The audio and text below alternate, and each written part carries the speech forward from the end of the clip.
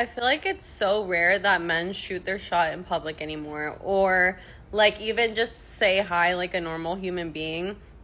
I feel like men are so intimidated now and hiding behind social media. They don't know how to talk to girls in real life anymore. And the ones that do are like the freaks, and they be approaching you in the weirdest ways. There's like this huge problem that I've been noticing in the dating world. The good, respectful men, the men with boundaries, will not approach women because they're trying to respect their boundaries. And it is true that biologically speaking, women are far more attuned to subtleties, like body language subtleties, than men. So a lot of times women will actually be giving off clues and cues that they want to be approached, but it's more of like they're trying to give off a vibe or something, and the man has no idea. What ends up happening is that it's the men with no boundaries, or that don't respect boundaries, or the narcissists or the creeps, that end up approaching the woman, and then the women in my life complain that it's only the creeps that approach them, when it's really we women need to be giving off way more intense. Congratulations, ladies. You've filtered out the decent men and left yourself with the narcissists, the desperate, and the socially blind. It's like putting up a sign on your store that says, "Closed, do not enter," and then crying that only burglars break in. Respectful men obey the sign. Creeps don't. That's why your dating pool feels contaminated. You created that environment. Guys not making a move anymore is so frustrating, because the amount of times that I've heard so-and-so has liked you before, like at this time. I didn't know if you felt the same way, so he never said anything to you. I've been getting that a lot recently, and I can't stop thinking, what if, bro? So guys, can you make a move again? Can we stop being afraid and just make a gesture? I'm never gonna make a move. Notice the entitlement here. She wants the man to risk rejection, humiliation, maybe even a TikTok call-out video, while she risks nothing. She gets to sit pretty, hold eye contact, maybe smile, but never actually initiate. Why? Because she's old school. Translation: she wants all the benefits of tradition with none of the responsibility. And then she says, "I'll never make the first move." That's the real core here. Men are expected to absorb 100% of the social risk, while women keep their hands clean. I posted a video about guys not knowing what they want in their 30s, and let me tell you, the comments have me like shook.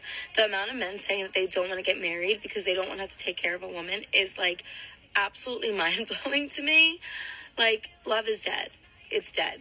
For anyone that has listened to men in the last decade, this should not be surprising. Because let's face it, ladies, men are no longer to expect anything from a woman in marriage. Because when they talk about expectations, especially on social media, they get put through the ringer. And that has leaked into the real world. Like, men have a lot to lose when it comes to relationships, especially marriage. They are expected to give without requiring or wanting or asking for anything in return. A lot of men that have experienced that feeling in a real life relationship that he's been through, he has decided to remain single rather than put himself through that again. And honestly, what he sees on social media just reinforces that. It's really only until he finds a good woman in real life, he finds that unicorn, that will ever be broken down. And that does happen occasionally. But for the rest of the guys, they would rather be single. Ask yourself, what does a man actually get from marriage in 2025? Companionship? He can get that without papers. Sex? He can get that without a ring. Kids? He can have kids without risking losing half his wealth in court. Love? Love doesn't require the state's involvement. So men looked at the balance sheet and said, "Nah, I'll pass." That's not fear of commitment. That's rational self-preservation.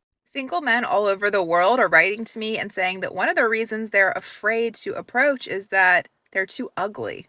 If you're one of those men who wrote that to my video about being afraid to approach women, I want to talk to you.